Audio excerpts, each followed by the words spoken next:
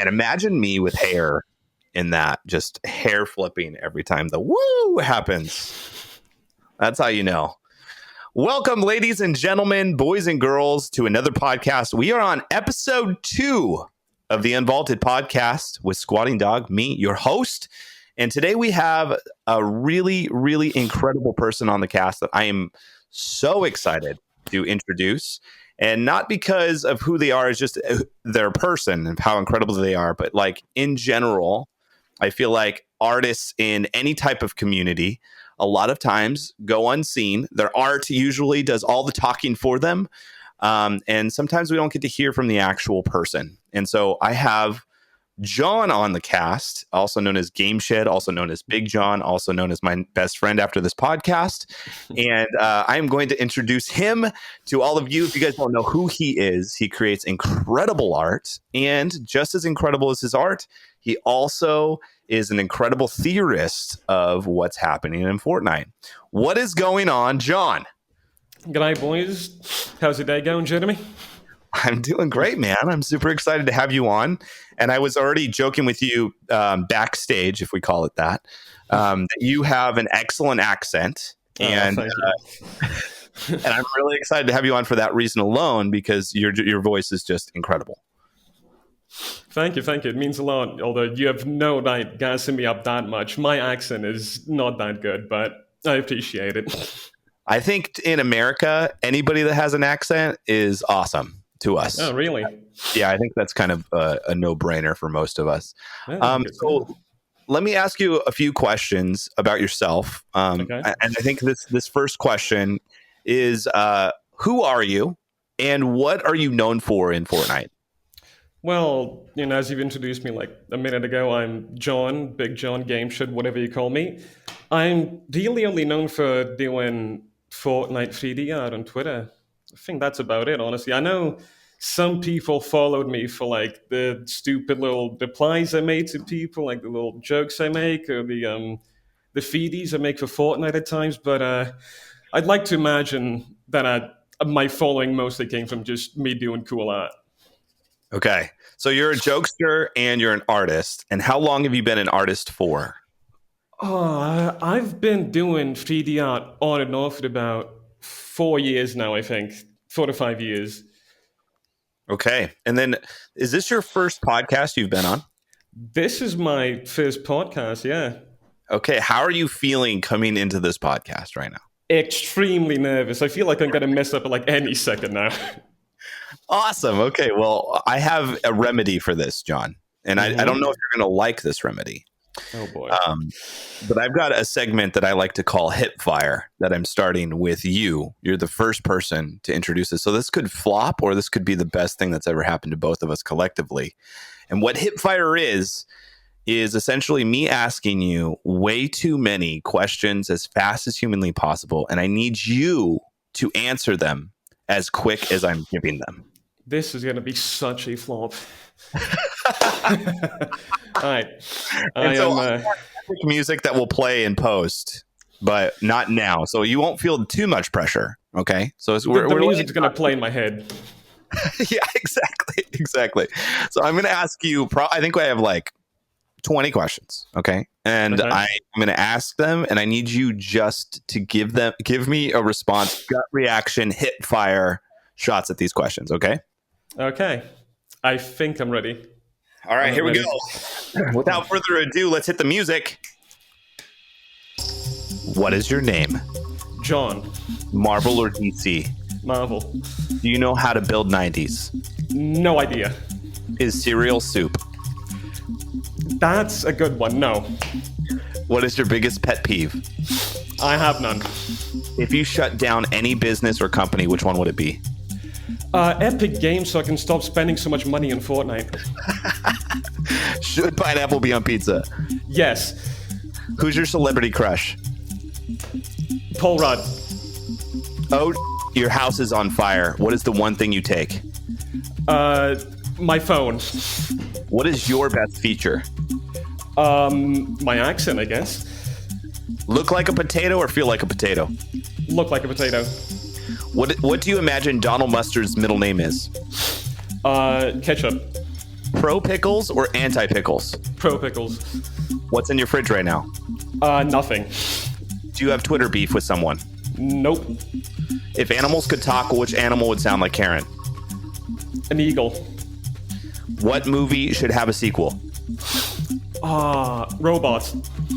What is the worst Fortnite skin in the game? Ruby. What part of your body should use a little bit of lotion right now? All of it. Does the person flying in the middle seat get both armrests? Yes. How do you feel this podcast is going so far? Great. Fingers as long as your legs or legs as long as your fingers? Fingers as long as my legs. What is your spirit animal? A deer. What does it sound like? I have no idea. If you could speak one word for the rest of your life, what word would that be? Gaming. Make up a catchphrase for yourself right now. My name is Jeff. Good job, dude. Congratulations. You just survived hip fire. How you feeling? That was such a flop. Oh my god. I just love that you just feel like you need to lotion your entire body. So that's going to be I do. That's great. Well, thank you for trying that out on me. I'm excited to continue to come up with questions to torture my interviewees, but you did great, man. I feel like we learned a lot from you, and your catchphrase was what again? My name is Jeff, yes. Like in 22 Jump Street. And Donald Ketchup Mustard. That's good to know. Yeah, that's got to be his middle name. Okay, well, let's ask a few more questions about you. So we know a little bit of, before we dive into season 6, we are going to figure out a little bit more about you. And then at the end of the segment, John, I've got another torture mechanism called Your Fans, Not Mine. Oh, good Lord. Essentially what that is I went through your social media and tried to find questions that you just didn't seem to answer. And so we'll get to those at the tail end of this podcast as well. This is going to be the death of me. You're doing great. You're doing great. So tell us a little bit, where are you from? And like, how old are you? Tell us a little bit about yourself. I am from Australia. I was born there 2002. Only lived there as a baby for like 3 months though before my mother and father got into some altercations. So then she had to go back to Serbia where she's from, and she took me with her, and she's just been raising me all by herself ever since. That's incredible. Okay, so you've been there for a while. Yeah. Okay, Serbia, and you were originally born in Australia. Yep. Wow. Okay. So tell me how you got involved with Fortnite. Like, how did your life in Fortnite come together here? That's actually a really funny story. So it was back around. I got into Fortnite in like May of 2018. I remember that because before that, this whole friend group of mine, we used to be like really into PUBG, right? So we were those people who are like, oh my god, Fortnite is so bad. All it does is like copy PUBG and all that. So a couple months passed by, and I was starting to get bored of the game. So I was like, okay, let me try out Fortnite for a bit. Let me see what this is like. And played a few matches. I was ass at the game. I got fucking destroyed. Wait, am I allowed to swear on this podcast? Yeah, that's fine. Yeah. Okay, good. So yeah, I got my ass handed to me, but I still thought the game was interesting, right? It had this like really charming art style. The building mechanic was really cool and whatnot. And on that day, I heard that the game's got this like item shop that resets every day with these new cosmetics and whatnot. Mm-hmm. So I was like, okay, let's check this out. And then on that day is when they released the Moisty Merman skin for the first time. And that's literally the only reason I kept playing the game. Like, I was like, okay, this dude looks perfect for me, and I know no one else is going to use him. And I was like, okay, yeah, no, this is it. I need to keep playing this game now. If I can whip out my wallet, bought the dude, and the rest is history. That's incredible. And so if you checked out our Twitter posts from the Unvaulted podcast, you can see an art piece that John created for the podcast, which is incredible. It has my character, Mullet Marauder, and your character, Moisty Merman. And I love that you purchased it because you thought nobody would buy it. And I think this is where I know we're going to be best friends after this podcast, is because I am similar. There's a skin called Pillar in the game, and it is like it looks like a rejected DBZ character with a sleeping bag back bling type of thing, and he's just the ugliest. It's bright yellow, and I saw it and I was like, I gave it to all of my friends and myself. I'm like, because I knew no one would ever use this skin, and I use it for memeing all the time. It's hilarious. But I love that you decided that from that standpoint. And I have a confession for you, John. Mm-hmm. I don't have Moisty Merman because come on, mate. Come on, that's too far. I'm sorry, but I just want to be real with you. I don't want to cause any issues between us. But yeah, that is true. So you're an artist. You love Fortnite. You got involved. But I got a question for you as an artist. Who are the people that inspire you to create art? Like, who are the people that you would shout out or like to talk about that, like, as an artist, inspire you? That is I mean, I'm gonna give you like the most corny genetic answer. It's just all my friends that I could give you the whole list: Kina, Bob, James, Michael, Tasty, ADL, Timmy, Uno, Log. The list just goes on. And it's just because of those guys that I even like get out of the bed in the morning. They just keep pushing me to keep doing shit and not just sit on my ass all day. And so these are all your friends. Were they always your friends, or did they become friends once you started posting art? Like, how did that whole thing work out? The majority of them I've met when I got into Fortnite. It was Tasty that I first met, and he was like, "Hey, dude, you make some sick art. I'll give you a shout out." So that all happened, and then I started like really slowly growing my fan base. Then I met ADL, Nuff, all of them, and then this one guy, Timmy. That guy, I could go on about that dude for hours. I met him. It was like August of 2019, I think. He shot me a DM like, "Hey, dude, love you that. Could you teach me someday?" And I was like, "Oh yeah, sure, man." And we talked for a bit. He showed me some of the models he does. You guys need to check out that dude's Twitter, by the way. It's at Temi Mitsu. He makes some insane Fortnite concepts. I think one of his most popular ones was the Blood Sentinel. That thing looks fucking hard. I don't want to get sidetracked here, so yeah, it's all just my friends that keep inspiring me to do stuff. Okay, so if people are listening to this pod, I feel like it would be a disservice if we didn't have some of those artists be recognized. And so what I would ask of you, John, and then all of the artists that you named, or people that are here live with us today, could you guys post your art on our latest Unvaulted post, so that if people that are listening to this go, "Man, I don't know much about the artist community," could you post the thing that you are most proud of, like a copy of the original tweet, and could you post it on the Unvaulted one? Because I would be so cool. I think John is one of so many people that a lot of people do not know about, and I think that's a crime. Like, there's we get loading screens in Fortnite and people love them, and these people are creating epic art, like incredible art, and some have been even hired by Epic themselves.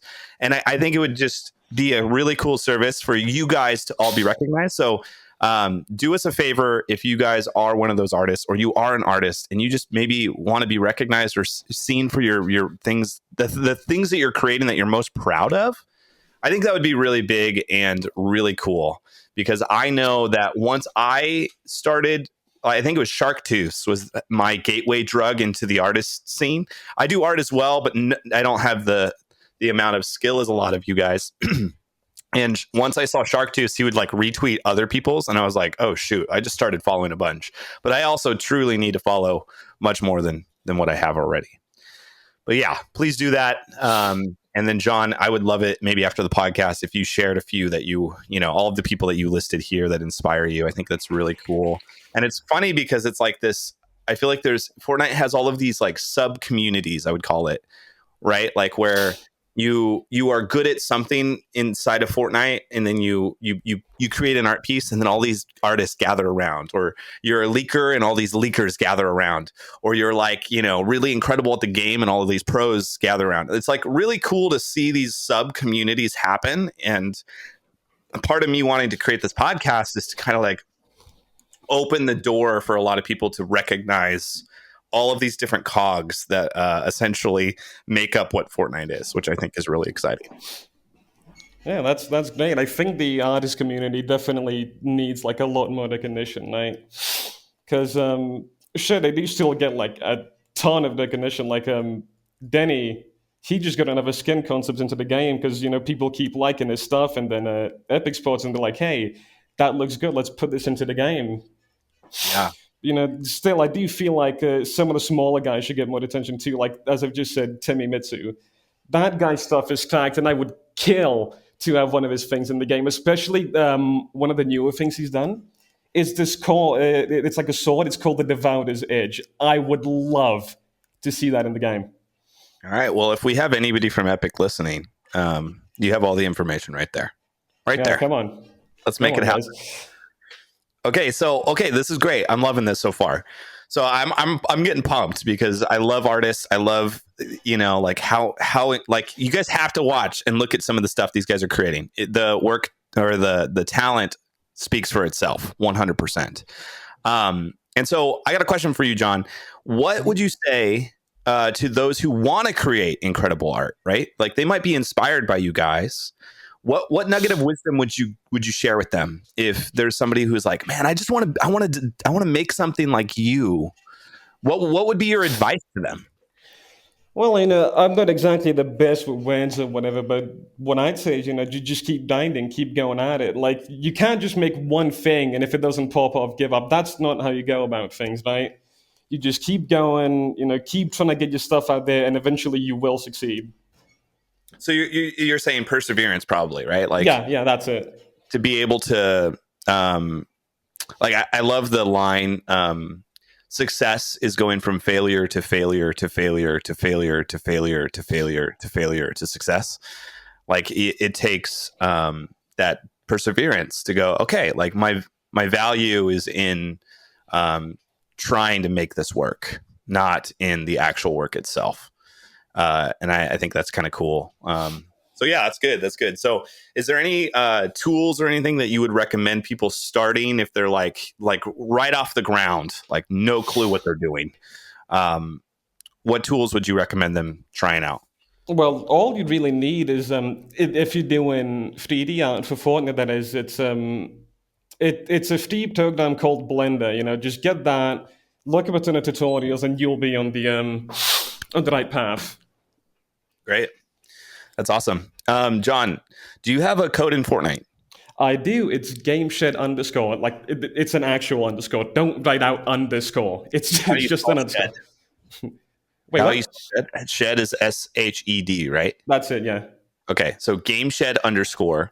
So if you guys are inspired by any of this conversation today, as we go into season 6 leaks and whatnot, be sure to support my man John. GameShed_. If you want to help support him financially, you can use his code in the Epic Game Store or in the item shop. And any purchase, he will get a 5% bonus. So please check him out if you haven't already. And yeah, so that's a little bit about you. What is the best way for people to find you, John? Like if they were like are so inspired and they're like, hey, I need a commission work from this guy. How do they find you? It's just my Twitter. Once again, it's at GameShed_. That's the only social media platform I actually use. It's just Twitter. I've got nothing else. Okay, great. And so we have also shout out your Twitter on the Unvaulted podcast Twitter as well. So go there, find him, commission him, and make him a millionaire. Let's do it. Hell yeah. Let's go. Okay. Or like, yeah, we'll just get you maybe to work for Epic Games or something. We'll see. Oh, I'd love that. Someday. Okay, so for the beginning of the segment, that was you. A little bit about you. How you feeling now in the podcast? I know you're nervous. You loosened it up here? Yeah, still a bit nervous, but I'm feeling a lot better about it. Good. I'm good. This is exciting for me. So something that we both love. Okay. And backstory for me, at least, is I love lore in all video games. Came off of Destiny 2 with like lore overdrive. And even before that, Battlefield 4 had a bunch of like secret Easter eggs and random stuff that I would go and find and discover and be in like Reddits about and all that fun stuff. And then Fortnite shows up and it was like, oh, it's just a battle royale. And then it was like, oh, what does this mean with the visitor? And oh, what it like, it kind of felt all random. But then they would drop like cassettes and it has like this deep monologue of like random, like really cool stuff. And I'm like, why isn't anyone really talking about this? So I started getting involved. I started following people on YouTube and getting lost in the lore. And so I know you are similar in the sense of you also really, really enjoy diving deep into Fortnite. So could you tell me a little bit of what got you hooked on the lore in Fortnite? I don't remember specifically when it started, but I do remember picking up the game. It was in season 4, so it was like right when the story actually started becoming a thing. I remember doing all those week 7 challenges, the god awful whiskey chests. Yeah. Never gonna forget that experience. And then getting the visitor skin and all those loading scenes, and I was like, maybe this game actually has some like mini storyline it's trying to tell. So I kept trying to pay attention, and then the whole the Rocket event happened, and I was just mind blown that they could do something like this live in a battle royale game, mind you. And then things just kept going on from that. That's great.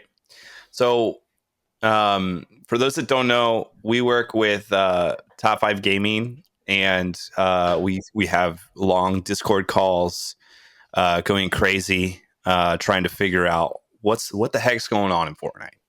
And so we try to do collectively our best work in trying to understand and articulate to our audiences of what's going on. And so we are on the back end of season 5, moving into season 6. And I think it's worth mentioning that there probably are a lot of people that are joining the game for the first time, maybe in season 5, with all of the incredible drops of cosmetics. It probably broadened the audience for people to come and try this game. There's also a bunch of people that just probably picked it up just for season 6. And there's also some of us out there that have been playing this game forever. And we're like, I don't know what's going on. So John, let's try to break down what has happened up to season 5 thus far for somebody that, like, let's do 5th grade language, right? Like, let's talk to them like a 5th grader. Like, what is happening? What's going on? And what has brought us to this point? How would you articulate that? Oh man, trying to explore the entire Fortnite lore to a 5th grader, that would be like the worst thing ever.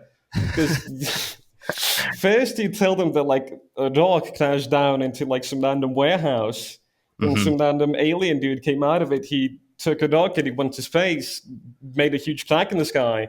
A cube came out of that. A cube rolled it down. The cube turned into a giant floating island, right? Then that giant floating island exploded, and so did the cube. And then a random Ice King dude came in, and they just keeps going on. It's so confusing when you try to explain it like that. And I think that's what a lot of people experience, right? Is like that. It's like, it's each season is a season because Epic needs, to acquire income, create battle passes, all that stuff. But then I think that's where it gets a little weird, right? Like there's this tension of Epic Game as a business and the story of Fortnite. And I feel like that's where you feel the rub, I think, as a player of like, oh, you just are putting together a cool winter season. This has nothing to do with the lore. But then you start getting into stuff that we're getting into in season 5, season 6, season 4. And they're making the argument that no, we had a plan all along, which some of us are rolling our eyes to, and people like me and you, I think, are getting our teeth wet. Like we're like, okay, all right, well, let's investigate then, huh? Yeah, come on. But yeah, so I think like one thing that I would mention, in all of this is it is a BR experience, and they're trying to create the argument that the reason why it's a BR experience is because the game or this world resets every 22 minutes. And the reason for this resetting has to do something with this 0 point. this point of tension. And so if you go backwards, that story might line up right with all the old seasons of like something that's kind of reoccurring, something in the middle of the map that all of these events are having to circle around. And that is leading us to believe with all of these like collaborations that like reality, is kind of what we're talking about. Like the changing of reality, the changing of a location or a place or a person in this game can happen in the world of Fortnite. And we are trying to make sense of how do you manipulate it or how do you use it? And what powers at B are doing those things in this world. Would you agree with that? What are your thoughts? I mean, yeah, no, I would agree with it. I think the whole plot they've got going with the zero point and how it like connects to all realities and how it brings these random like hunters or whatever in, like the Predator, like the Walking Dead dudes, the Terminator, and all that. I think it's really impressive, like what Epic's been able to do with it. Like, I'm really glad that the game's blown up in the way that it did, just so they can do whatever they want, right? Like, bring in whatever character you want and tie it into the lore. Yeah. I would even say with the amount of collaborations that they have, I don't think people recognize this, but you have to realize they're brushing shoulders with the Russo brothers. These guys are in, they're in a lot of ways. And so now not only do they have the financial resource because of Fortnite blowing up, but they also have an Epic Games engine, the Unreal Engine, which is a powerful device that a lot of filmmakers use. So there's this exchange of trades going on in the background of a lot of this. And John, do we know? I'm pretty sure the Russo brothers helped direct the season 6 cinematic trailer. Is that correct? They did, and I think it was Donald Mustard that mentioned they would be directing like more cinematics and more character development as the season goes on. So I'm really looking forward to that. Yeah, isn't that crazy to think about though? Like Yeah, that's video nuts. game, right? Like has these resources because they work with Disney, they work with Marvel, they're working with all these people, and it's an exchange. It's not just a one-way thing. It's like benefiting both parties. And I love how Epic thinks so creatively about, hey, can we utilize this? Hey, are you interested in helping us with this? And it enhances our game. And so now you have big brain people that have put on the entire Marvel Cinematic Universe, add in their feedback. Like, hey, you should try this. Or, hey, this would look good. Or, hey, maybe think about this. And you have voice actors that are super talented. You have like full orchestras that are creating beautiful things, especially the Butter Barn. You've got all of these like the production value of Fortnite is massive, massive, massive. And I think a lot of people don't recognize that it's more than just a game. Like this is like we're touching on a lot here. And so when we see this season 6 cinematic trailer, we have to have that in our mind. Like the Russo brothers helped create this sucker. And so if you enjoyed it, like that could be a huge reason why. But also it, I think, creates a whole bunch of new questions for the lore of Fortnite. And so I'm hoping to get into that with you, John. Oh, of course, I'd love to. I'd love to talk about the law anytime. So I think the first thing, right? So let's just Yeah. for those, we're just going to do an overview here, chat, of what happened season 6 trailer. Okay. And then you're gonna piece it out a little bit. So it starts Jonesy battle bus driving to the 0 point. 0 point kind of implodes. He falls. During this, there is inside the annotation, it says Dr. Sloan. So we have a name attached to the person that is Jonesy's boss, right? Yeah. Dr. Sloan. And so Dr. Sloan, she's talking with agents or with Agent Jonesy and says like the 0 point is imploding, which is interesting because in the past it was destabilizing. I think chapter 1 was the language they used. Is that correct? Yeah, it was. And then I think they said the same thing this season, like leading up to the event, that it's destabilizing. Yeah, so it's interesting that they use the word imploding here. which I don't know if that's just another word for destabilizing. I haven't looked that up on dictionary.com, but it is interesting. They're saying that it's imploding and we've lost control. Save yourself, which I don't know how you save yourself from this. Yeah, but like how do you save yourself if the thing implodes is going to take out the entirety of like reality? Where do you save yourself? Yeah, because especially because Jonesy right after this says if we don't stop this, it's going to destroy all of existence. So right. how do you save yourself from the destruction of all existence? Like, what do you do at that point? Yeah, like that's a hard pill to swallow. So it seems like Jonesy's picking the right avenue to save the world or existence or whatever. And so we see Jonesy here then go rogue, right? He's no longer going to be, I guess, a part of this. And he says that we should have done this from the very start, which I find interesting. And he says he's going to the 7. So tell us about the 7, John. Who are they? What do we know about them? What is like? Why is this important? Well, see, the thing is, we don't know that much about them. Right? We just know that they're like 7 individuals with cool armor. You know, they fly these like cool spaceships, and they're kind of like the Mortally Day scale of things. Right? Well, like they'll do whatever they have to, but like they're not gonna care if you're in their way. Like the best example of that was in the end, where they were ready to stabilize, like contain the 0 point at all cost, which led to them, causing a supernova at the end of it. Yeah. Okay, and so the four that we know about, at least, people are speculating there's more. We'll get into that, but the 4 that are confirmed from Fortnite is the Visitor, Chapter 1, Season 4, which he was the one making the rocket, right? And yeah. We have the Scientist from Chapter 1, Season 10, who showed up on the scene in the comet, right? Yep. And then we've got Paradigm, Chapter 1, Season 10, which we know the least amount. She was part, like, you guys are probably pretty sad about this, but you can't get this skin anymore. Like, it was like an exclusive skin to that season. But her name is the Paradigm. And then we will get to this in this trailer, The Foundation, Chapter 2, Season 6, which some people are arguing is voiced by Dwayne "The Rock" Johnson. Oh, he is. I'm pretty sure he is. You think so?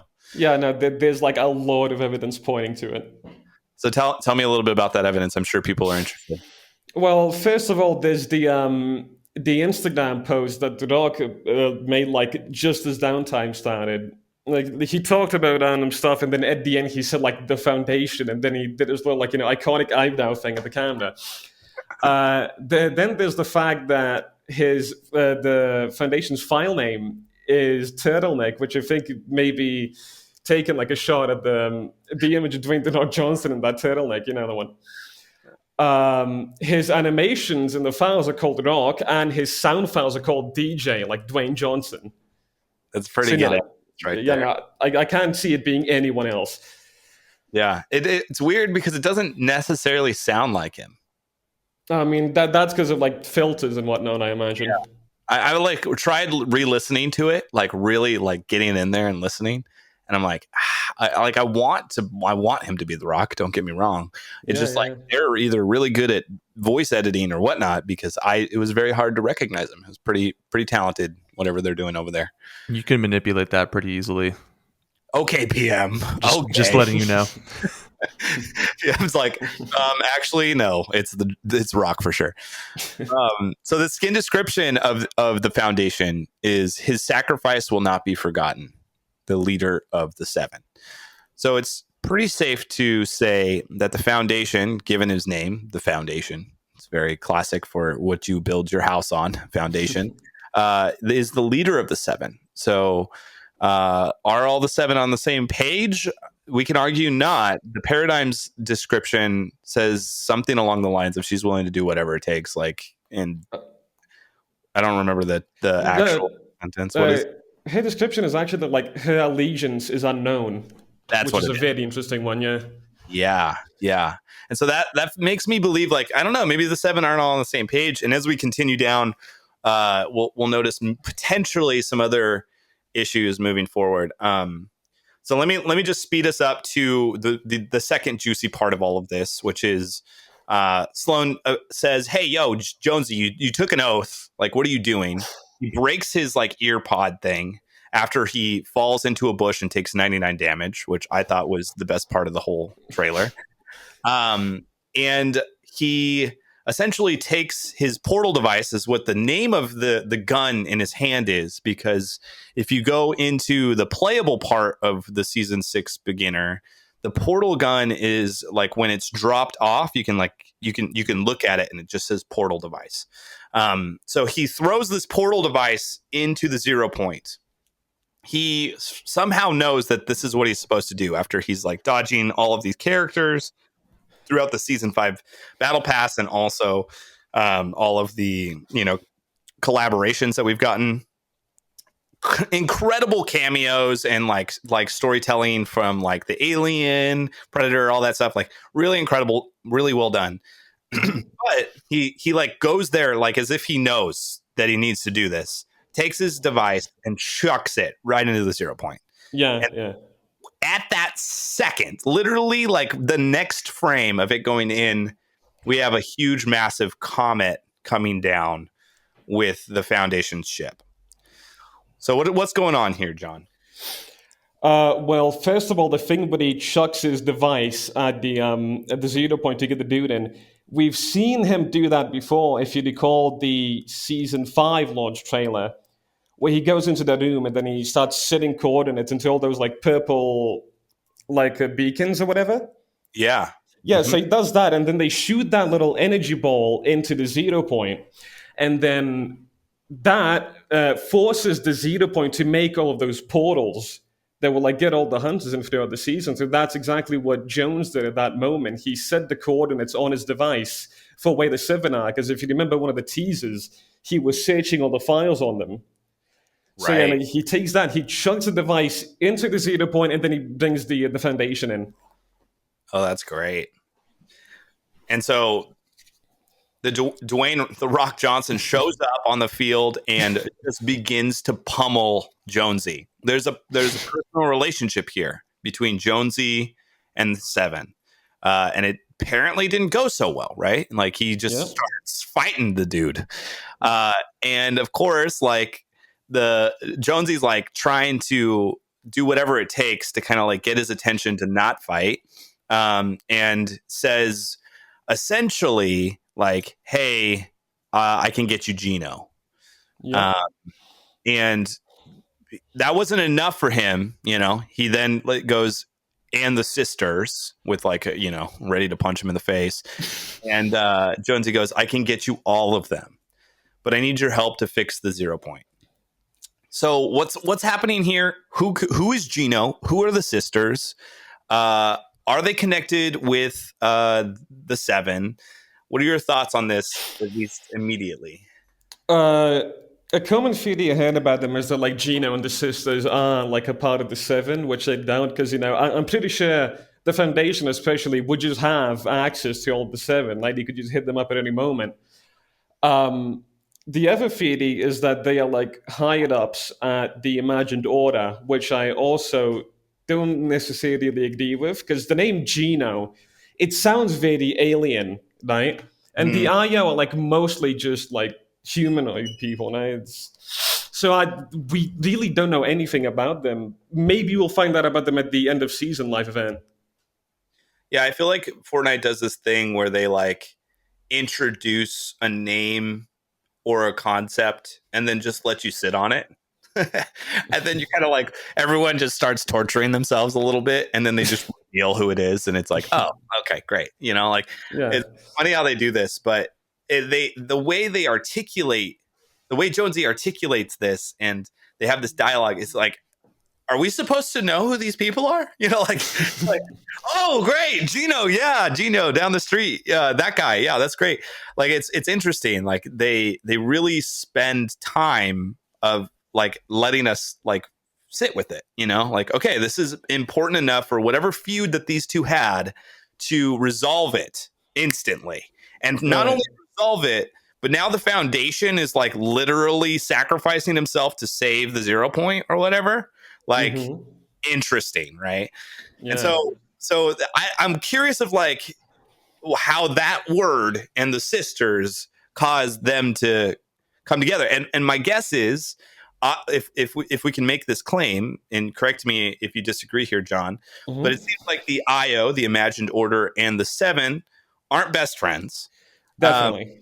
And maybe, how would Jonesy be able to give something to the Foundation that the Foundation couldn't already do, like you were saying, like instant access probably to the Seven, unless the IO maybe interfered? So what if the Seven or Gino are captured by the IO or are held prisoner to where the Foundation can't access them? Maybe that's a good point. They could be being held prisoner, or it could just be that the Seven just don't know about the people's locations at all. Because I don't think they've ever been shown to like know how to exactly get to like certain locations. Like the only place we've really seen them is the island, right? Like then fucking they had to send themselves into the island with a meteor, and like have to wait like 10 weeks to get hatched out of that meteor, while what's his name, Jones, he can just set any coordinate he wants, shoot it into that 0 point with the purple beacons or whatever, and send himself right over there. Yeah. Also, there's the theory floating around of like Gino as a location or a POI. I heard about that, but I think I heard the Spanish version of the cinematic confirms that Gino is a person. Oh, okay. That's cool. That's good to know. Okay, and so then they have their feud. He's like, all right, well, we'll be friends for now, like, and pulls him up, and then they head to the 0 point. He makes like a claim like, all right, hey, you and the Looper work on the which Jonesy calls portals, and he calls reality? Like Jonesy calls the things portals, and then he corrects him. I forget reality waves. He just sort of said those aren't portals. That reality is collapsing. Okay, reality is collapsing. And what's funny about this whole part, I don't know if you guys experienced this when you were playing. You're like, oh, so Jonesy is definitely the reason why reality is collapsing, because he kind of like was using his portal gun all over the place. It's fine. It's kind of interesting. Right. So, and then we have our character. Apparently, we are the Looper. That's potentially our name. How do you feel about that? What are your thoughts on that whole beginning intro there? That's awesome. I just don't know if I should be like offended that I was called a Looper. You just call me by my actual name, man. You just call me the Moisty Merman or whatever. Looper's kind of dude. It reminds me of the movie Looper a little bit. I've never seen that or heard of it.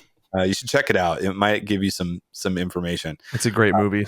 It's a great movie, right? Yeah, it's about looping and all that. But yeah, he calls us the Looper, and I'm like, okay. I mean, I'd prefer to be called Jeremy. You know what I'm saying? But like, yeah, Looper's great. And then he sends us on a mission, and every time the 0 point pulsates, it casts a new reality for the area that we're in. So we turn into a chicken. We turn into like a bunch of different characters. Yeah. As we even are Lara Croft at one point. What's that? We even turned into Lara Croft at one point. Yeah, which has been my best look since for a while. Yeah, so like and then the gun somehow has this magical power to close realities, just like that he opened them. Yeah. So this gun like is this technology that the IO have. But what's interesting too, and I'm curious of your thoughts on this, if you remember correctly, he throws the reality device, the portal gun, portal device, I think it's called, into the 0 point, right? Yep. And then the rock shows up, literally in a rock, and he then gives you one of those devices. Yep. I think it's just the same one. How does he have it? Well, because Jones really chucked it like into his reality, and then that thing went in there and then lifted him in, and the dude really just caught the thing while it was in there. But So then there's also the fact that like when he was coming out of the dock, he just wasn't holding anything, so God knows. yeah, it's like, does he have a really thick, like deep pocket? Maybe he hides it in that little chest hole he's got. It's his back bling. Let's be real. He just Yeah. pulls it. He gives it to him, and then he's like, "All right, you and the Looper take care of it. We're like doing all this stuff." And then he's like, "I can't close it. Like I can't stop it." And then Jonesy's like, "You don't have to do this." Like he knows what he's trying to do and knows that there's going to be a cost involved. And honestly, I feel like if I was in high school and I had an issue with another friend of mine, and we, we're fighting like physically, I just don't like you. And then he said, "Hey, I can give you Gino." And I'm like, "Cool, man. Great." And then he's like, "We got to do this thing." I'm like, "Okay." And then I try it, and then I'm about to die. I'm out. Yeah. Like, I'm out. Like, sorry, Jonesy. Like, we're not friends. We're not like. But this dude straight up like goes, "Okay, like I'm going to save all reality," and closes himself in the middle of the map, where typically the 0 point is. What's going on here, John? What can we make of this? What does this mean for season 6?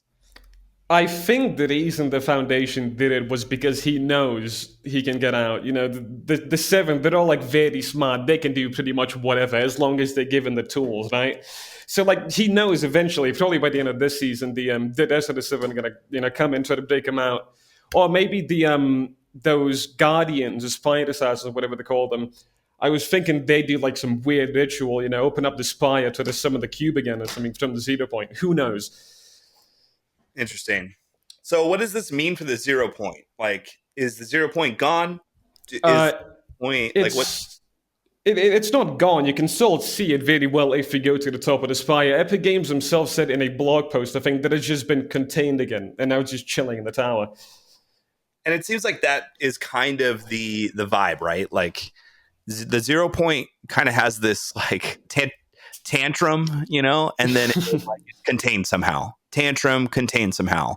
It seems like we keep going back and forth. We had the vault, in that season that got blown open by the Devourer and the mech. We have like so many of these moments where this 0 point, everyone's trying to contain it and everyone's trying to like take it. And so right now it's contained again. And what does that mean for reality? Is this now just the new reality? How are they going to introduce new mechanics into the game now that in the past it was because reality was breaking and there was pieces of reality showing up and Jonesy manipulating it? What can we expect from this season 6 in terms of new content being added when reality has been contained? I don't know, honestly. Epic have said that they're going to be adding more like weapon updates and stuff, like those crafting things throughout the season. Mm-hmm. But what I'm wondering is how Epic's going to monetize the game now, right? Because like the 0 point was like the main thing they were using last season to bring in the collabs. So now that it's contained, what are they going to do? How are they going to bring in all the collabs and whatnot? Which, I mean, we have 2 that made it in. We got Laura Croft, we got Raven. Yeah, and then Neymar as the secret skin. Oh, yeah, Neymar. That's right. Yeah. Which everyone is super excited about. That's all I hear. People are. Yeah, I'm sure. Sure people are brimming with excitement. Hopefully, I mean, it seems from the teaser at least that he evolves into like an animal or shapeshifts or something. So there might be a special piece to Neymar that they haven't really tapped into yet, but I hope so for Epic. I hope so, because if they just make like a soccer skin as like the secret skin, I don't think anyone would really like that. Yeah. But like there are, I keep playing this game over and over again, and there are kids out there that, in my opinion, are a little less original than the rest of us, Moisty Mermen and Mullet Marauders, and they're soccer skins. At the end of the day, half of our lobbies are still soccer skins. So maybe having an ultimate soccer skin was their mentality. Like if literally 50% of all players that are playing this game are using a soccer skin, might as well give them one. And then people are going to ditch it when they drop the new soccer skin again in a couple of months. Totally. Totally. So maybe this is just the skin to embody all soccer skins. And so if you Maybe. are out there and you're still running a soccer skin, good for you. Keep doing it. Keep going Yeah, strong. you do you, man. You're going to get a brand new one and you're going to love it. And you're probably not going to use it. You'll just stick with the one you got. That's so funny. Okay, so season 6 is now upon us, John. Yeah. How are you feeling about it? Are you excited? Or is this more lackluster than you were expecting? Honestly, I'd go out on a limb and say this might be one of my favorite seasons ever. I'm loving it, and it's only been like 3 days into the season so far. I loved the thing they did with this cinematic going straight into an event. I love the fact that we finally got a new member of the Seven after like 2 years, and I'm glad we finally got Agent Jones as a skin, even though I'm not going to use him because he's not Moisty Merman. My only problem with the season is the fact that they've got the pump back. I am not happy about that whatsoever. It was cool for like the first day, but I'm already sick of getting one pumped in every other encounter. Totally. They're like, hey, okay, so we got all this cool stuff. Like, check this out. You can now tame wolves. It takes you a little bit because you got to like craft this thing, and then you can talk to this wolf, and then you get one pumped. They're like, okay, also there's like this really cool fishing mechanic. You can go and get these like cool fish that like are kind of like clinger grenades, but you got to fish for them. It takes a little bit, but once you get them, you get one pumped in the face. And also there's these really, like it's just every situation. You're like, oh great, the pump is back. Some people love it, and I'm sure it's like the community is really split on this. I'm with you. I think I get less excited about the pump being in the game because it just takes out some of the suspenseful fights where you see this back and forth nature between even epic players, like competitive players, where people can turn stuff around because the damage that's being dealt isn't too significant. And you have the one pump where fights are done. They'll just place a wall down, and in a hole, one pump you, and that's it. The fight's done. Yeah. GG's, thank you for coming. Exactly. I think the spectator experience is going to lack from this, but I think in the sense of, end games for competitive players, they're going to really dig it because they can accomplish what they need to accomplish faster. So I think the last, whatever it is, 10 minutes of the game will probably be super great for competitive players. And I love the feeling of one pumping somebody. Let me put, set the record straight. It's a great feeling. But is it good for the game? And especially after coming off of season 5, where I would argue that the shotgun meta was very, very unique and like balanced to this, I'm a little confused of why they made that move. The shotgun meta in the last season was interesting because you had some of the good shotguns like the tag shotgun, which I would take over pretty much any of them. The charge shotgun, which is very good at long range. What was the new one that they added called the Terminator one? Was it the lever action? Lever action. Mm-hmm. Yeah. So they added that one. That I didn't get to use that one that much, so I didn't know how well it actually performed. And then there was the Dragon's Breath, who I'm not sure if anyone used that shotgun actually. There's a lot of competitive players that would bust it because all you got to do is land that shot. If you land that shot, so if your aim is goated, like that gun was pretty decent. And if you're playing in solos where you're not dealing with like duos or trios or anybody else like in their squad, it's a decent gun, but it really does come at a cost as you are spending half the game reloading. But I've just got god awful aim, so I never picked it up. Like never again. And my favorite thing is when you shoot somebody and all of the builds are on fire immediately. Yeah, so okay, that was a cool feature. Yeah, that's great. That's funny. Also, something worth mentioning about this new season is the map is now filled with NPCs, and a dozen or so of them are all Jonesy. Yeah. So the snapshots that we talked about in season 5 are now fully idealized this season. If you guys notice across the map, you will see a bunch like Stash Sergeant is out there, which is Jonesy as a Boy Scout. There's the Underwater Jonesy. There's Bunker Jonesy, there, which has always been there. There's Castaway Jonesy. There's Slurp Jonesy. There's the original Jonesy in Pleasant Park. There's so many Jonesies on the map. And I think this is what he was talking about. I don't need another snapshot on the island. It seems like the snapshots are now out. I'm curious of why that is. What they're trying to get at in the story of that. Do you have any ideas on that, John? I have no idea, man. And I feel like we would have known more if they had like special interactions with Agent Jones, but I don't think any of them do. Like half of the new NPCs they added don't actually have unique interactions with certain skins or whatever compared to last season. But last season, all 40 of the NPCs they had some form of special interaction with some skin, but they haven't done that as much this season.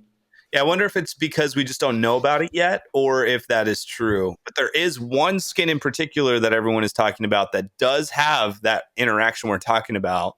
Who is it, John? Which one is it? We're talking about Jules. Oh yeah, Jules and the whole thing with Midas. Tell us. That I really don't know how I felt about that one actually, because the whole thing where she's Midas's daughter really caught me off guard. I know it made a lot of. What has happened? They don't know what we're talking about just yet. Oh well, yeah. They just made that whole reveal that Jules was the daughter of the Midas, the T100 skin from Chapter 2, Season 2. And she's the one that built the whole device for them back for the end of season live event for Season 2.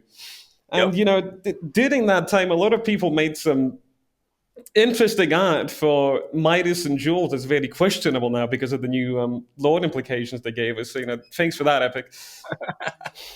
All you artists are like, ooh, cool. And then like design wife with like children. And then they're like, oh, shoot. That's gross. Like delete tweet. It's so funny.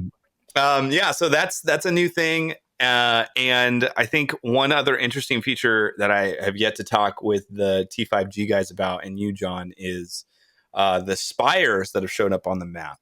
Right. Each of these spires have a logo on the top of them. So if you guys go into the game, these are the spires that you're going to, be holding a chicken the entire way up because you want to blast halfway across the map. Those spires, if you look at the very top of them, there is a logo. And each one of those is unique. And what's fascinating is the IO logo matches every single one of those logos in the symbol of the IO logo. What do we make of that? I was talking to a friend of mine, EMF, about that like the other day. He made a good point that because all the towers shared like only one symbol from the IO logo, it might be that each of the symbols represents like a branch in the order, right? So we had the first one that looked kind of like a Kevin Noon, and that was on all the soldiers back in season 5.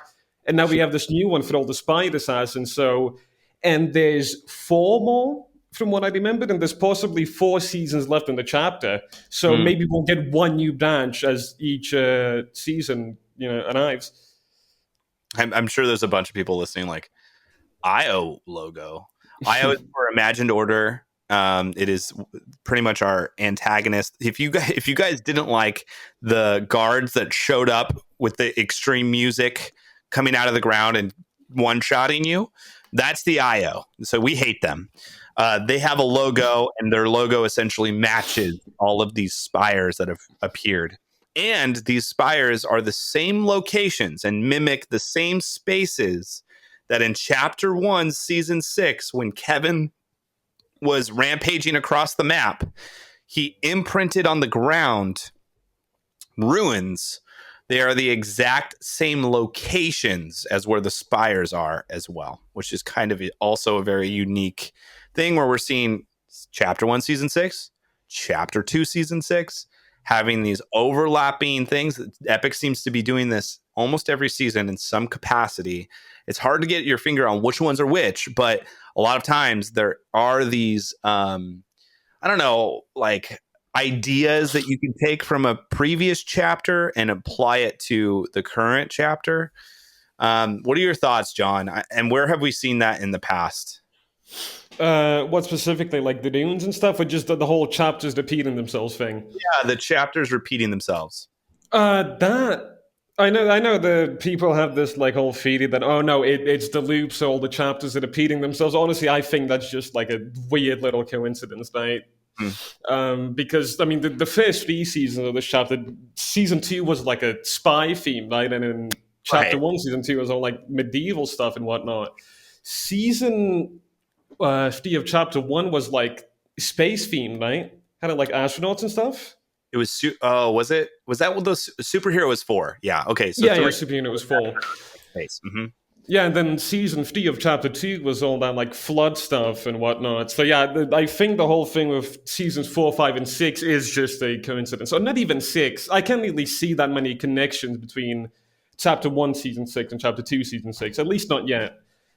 Yeah, I feel like what I've articulated in the past is like it's almost as if it's like a reset of what they could have done back then if they had the resources to do so. Right. You know, like you look at chapter 1, season 4 superhero themes, and you got like these Walmart branded like superheroes, and then you forward, to where we are today, and we're doing a full Marvel collab. It's almost as if like they had the right resources at that time, what they would have actually created, type of thing. It's interesting. I wonder how all those guys from like Chapter 1, Season 4 feel. Like, the ones that made all those clickbait thumbnails, like, oh, Iron Man's in the Battle Pass, Captain America's in the Battle Pass, and look at us now. Chapter 2, Season 4, entire Marvel Battle Pass, Marvel season, Marvel live event, everything. It's crazy. It's really crazy. And I think it's an exciting time to be a Fortnite player, like more than ever before.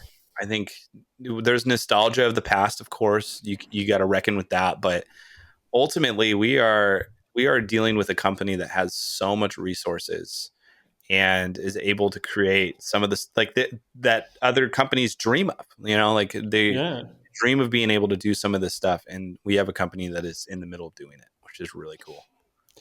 I'll be honest. I know I've said it on like Twitter loads of times, but I wasn't too big on the whole theme of Chapter 2, Season 4, because having a season themed around just like one collaboration amount, right? That was kind of weird to me.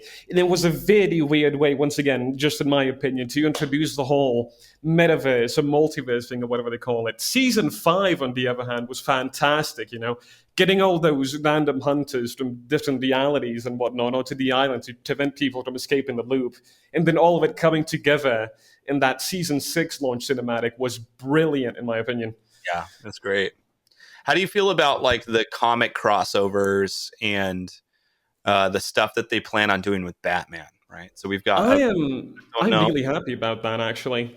Yeah. So for those that don't know, Batman has like a comic book series that's connected with the 0 Point, and it's Batman's journey, essentially dealing with what his time on the island kind of looked like. And there's instant crossover. So if you get it, we talked about this in the last podcast. But yeah, what are your thoughts on it, John? What are some interesting things we could parse out from that type of collaboration? I think it's really cool because we're finally getting like tons of story exposition, and I think it was Donald Mustard himself that said we'll be finding a lot about the like mythology and the history of the island, which is something I've been dying to hear about for years now. And I'm just happy that they didn't use that as an excuse to turn the season into like a whole DC season of sorts, right? Totally. Yeah, that'll be really cool. There was one piece that I wanted to talk about too, John, and I think you know about it. I'm assuming you would. And we're going to rewind a little bit to the season 6 trailer. And at the very end, at the 3-minute mark, you guys can check it out. There is a part where the 0 Point is kind of shooting like reality lines across the screen. And if you pause the video at a perfect time, I think you have a second to pause it. There is a moment where there are actually 2 reality lines. And in between the frame of those 2 reality lines, it reprints what the image. And essentially what it looks like is, you look at the reality point, the desert, and then you have those purple shards coming out. And then this reality line goes across it. And it's almost as if we are getting a brand new Unreal Engine version of Fortnite. And it looks completely different than... It looks a little bit more desolate, and then there's like 3 figures out on the sand, and they're doing the praise the sun like emote essentially out on the sand. But they're kind of hard to make out. But it's intentional. They put that there for a reason. What are your thoughts? I've heard a lot of people talk about how that this is just epic teasing what the game's going to look like in the when they switch it to Unreal Engine 5. Although I disagree with that, simply because I don't think they would make such like a huge graphical change. Like if you zoom in during that trailer, actually, like the Fortnite skins look really out of place in that whole environment. So I think what they're really doing with that shot is just showing us how the 0 point connects to all realities and all that stuff. So what reality is this one? Would you it might just be ours, because like we've seen it pull stuff in from like our reality in the past, like Drift and the whole Dirtburger and whatnot, and the whole thing they had with the llamas all over Europe and whatnot for the launch of Chapter 1 Season 5. Interesting. So what other things do you have, John, for Season 6 before we transition to our next segment? Like, what other things about Season 6 lore implications that we haven't talked about yet that are worth chatting about? I don't know if there's anything that I want to talk about too much yet, just because we haven't gotten much lore development, because it's only been the first 3 days. I am just really intrigued to find out what Epic is going to do for like the end of season live event, if we even get one, that is. Right. Yeah. Like what happens here? And given that the theme is, like this what's the word for it? What are we calling it?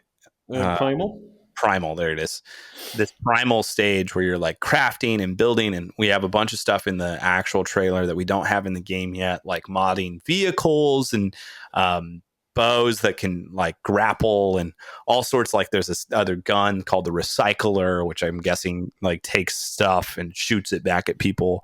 There's all of this stuff that is yet to be released, but there isn't really anything in that it has any lore implications at all. And so I am really curious of like, what does the second week in look like? Like what shows up on the map? How does it show up on the map? What's the plan? Where in the past, we've had Vikings take over, but it like there wasn't really any lore implications. It was just like, oh, all of a sudden this POI has changed. How will they change the map season 6 when reality has been contained or the 0 point has been contained? I think that's going to be with the Batman comics. But even in the Batman comics, they talk about the 0 point, right? They do. So like that leads me back to the feedy that I made earlier, that the spy is going to open up and reveal the 0 point and starts going to like slowly start destabilizing again. And then, it's going to bring a lot to the story, and Epic's going to have an excuse to bring in a ton of collabs again, etc., etc. So just essentially season 5, part 2. Pretty much. I think, we will get Batman, but I just wonder how. I wonder how it'll work, unless Batman kind of is the world's greatest detective, figures something out, and is able to like make his own device and portal himself or something. I don't know. It'd be interesting. And also I feel like we could get some collaborations that show up physically rather than like through a dimension. So I wonder if like, if a ship off in the horizon comes closer, they've done, stuff like that. Like we had that with Galactus. We had that with like the comets showing up. Like there's like all of these like, out of the not necessarily reality, but inside the world that could manipulate and change. I'm curious if they'll go that route for this season or not. I really hope they do, because that's like some of the best event build-up they've ever done. Like the whole Galactus thing kept me on my toes for like the entire season. Yeah. And and ideally, like season 9, was it? If you remember, with the the whole slow build-up with first the iceberg attacks, and then we see the eye in it, and then an update goes by, the iceberg's gone, and you see it swimming around the island and all that. Yeah. That stuff was great. That was really great. Yeah, that would be awesome. Well, if you don't have anything else for season 6 that you feel like we have not talked about that's worth chatting about, that people that are listening to this podcast would want to hear? Nope, nothing. Okay, cool. Well, then I've got our final segment for you. Okay. And it's called Your Fans, Not Mine. Here we go. And I have compiled with the ats of these people their questions for you. And I feel like we all want to know these things, you know? Like people have been asking you, and you're good at responding on Twitter. I've seen. And you did not respond to some of these things. And so I want to know all of these questions from you as we wrap up our podcast together, which I think has been really fun. I hope you are having a blast with it so far. Yeah, I am. Okay, you'll probably hate me now. So here we go. Oh boy. Your first question from I don't have to do the from OK Brew 1. He asked, John art real? No, it's not real. It's all a figment of your imagination. Wake up. Good. Yes. Okay, great. I thought so too, but make sure you respond to him because he's been asking for a while. Salty Salt Mine 1, which is perfect for the question. He says, tell me your secrets, John. You tell us your secrets, John. I do coke. That's my only secret. You heard it here first. Okay, next question. This is after you saying that you licked a spoon of sour cream. Not this again. EMF asks, how did it taste, John? It tasted like sadness. This is by far my favorite segment. This is great. Okay, the chosen one, Ew, asks, follow for follow?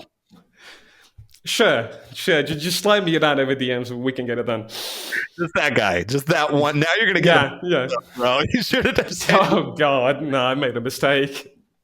But hey, at least chosen one you. Congratulations. Because of this podcast, you just got to follow. Then we got Jack Plies, or Please, says, John, please marry me. What are your thoughts to that? Pass. Hard pass. Sorry, mate. You sure? Yeah, no. Maybe next time. That's like a really cool I've never seen a proposal on Twitter before. I feel like that's a very romantic gesture. And you still don't want that. Yeah, sorry, mate. It's maybe some other time. Can we get some rip for Jack in the chat, please? My guy. Sorry, dude. Okay, the next question I have for you is from the random guy 289. Great. These are great. Nice name. Yeah. I was just wondering, when you would tweet again? Never. I don't think so. I'm just exclusively using my Twitter account to build up my art portfolio now. People want more from you, man. You should get into that. I'll see. I would, but Twitter has taken quite a toll on my mental health, so it's best that I dip off of it. That's true. That's good. That's good. Awareness there. I feel like a lot of people can get consumed with their social media for sure. Okay, Brendan Ard asks, John, are you a monkey? No. I wish I was a monkey. Being a monkey sounds cool as shit. Like, because you can just sit there, right, and just like when people come to you at the zoo, you just fling shit at the windows and they laugh at you. I figured as much, but I just wanted to hear it from you. So that's good. Good news. Underscore Arya asks, you knew this was going to happen and started this piece early, didn't you? I am legally not allowed to answer that question. Okay. So he's not legally allowed under some sort of document with Epic Games. Apparently, he knows about stuff man. You do, chat. Can't wait to know what's more about that. Okay, Sweezy Leaks. He asks, John, how many likes for me to buy you a full-sized Pikachu outfit? 20,000. So if he gets 20,000 likes, he will buy you a Pikachu outfit and you will wear it. Yes. You guys hear that? Thank you, Thomas. On it right now. I don't know how many people follow this podcast right now, but hopefully it's 20,000. I will repost that hopefully on on mine. I'll retweet it so you guys can see it. All right. Good luck, everybody. If we can find it now, that'd be great. All right. This is the last question, and I think the most important question for you. Oh, boy. Crazed_4power asks, John, when are you going to work at Epic Games? When my art is good enough. Okay, what do you mean by that? Like, parse that out.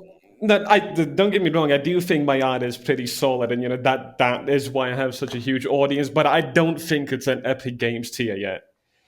Those guys are on like a whole other level, and my art style does not fit with theirs whatsoever yet. But I'll keep practicing, and I'll get there eventually. How do you?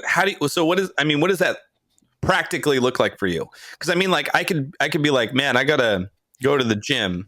And I can still go to the gym, but to like put on 120 pounds of muscle, like what does that mean to like be at a place where Epic would be like, you're hired? I don't know, because the way they work, they're very mysterious, but it's just this art style they have is wonderful. But I just don't think my art is at that level yet. Interesting. Eventually, maybe by the end of the year, maybe we'll get there, but who knows? So if you ever do work at Epic, will you come back on this podcast? Of course. Okay, because I don't know. I feel like you have that talent. I feel like when I look at Epic stuff and then I look at your stuff, I'm like, seems fairly similar to me. So, and I'm sure there's a lot of people in chat are just outraged that you said that. But I think like that speaks, right? Like what we're hearing from you is what I'm hearing from you saying that is like, I can always improve. And exactly. I think that is like a really humble and awesome perspective of like, our work is never done as creatives. Like, we can always learn something new. We can always grow, and we can always create even more beautiful and epic artwork, which I feel like, in my opinion, is a perfect resume for you to get hired at Epic Games. Just saying. Maybe I'll shoot my shot later, but definitely not anytime soon. All right. Well, we're going to look forward to that. Is there anything else that you would like to say as we wrap this up to your supporters, your followers, people that have used your supporter creator code? Is there anything else that you would like to leave us with? First of all, thank you to the people that have used my supporter creator code. You have literally saved me from going homeless, because this pandemic has done a number on my family's earnings and whatnot. So thank you for that. Second of all, a friend of mine that I mentioned earlier, Bob, he wanted me to show his game on the podcast. So the game's called Avum. That's AEVUM, and you can get it on itch.io. And that's about it. Avum. Will you post a link of that on the podcast tweet? That way we can that? Will do. That'd be awesome. Will do. Yeah, well, okay. Thank you so much, man. I am honored to have you on this podcast. You did wonderful for being nervous. Super proud of you. And he said in prior chat that like he doesn't talk a lot, and I think he did great. Like, you did really great. I feel like we received a lot of who you are through this, and I'm really excited for the future of your art and for when you eventually work at Epic Games. Thank you. It means a lot. All right, brother. You have a good one. Thank you, everyone who came out to the podcast. This is it. Be sure to check out and get that 200,000 likes so that we get John in a Pikachu outfit. That is the biggest goal of this podcast at this point in time. So if you have not gone by our Twitter to get that like going, what are you doing? We love you, John. Thank you so much. I'm just seeing tons of people in chat just saying how much they love you. Yeah, I see it all. Asset to the Fortnite community, and you are awesome, brother. Thank you for having me. I'll catch you later. We'll catch you later, man. And that was 20K, not 200K. Yeah, 20K.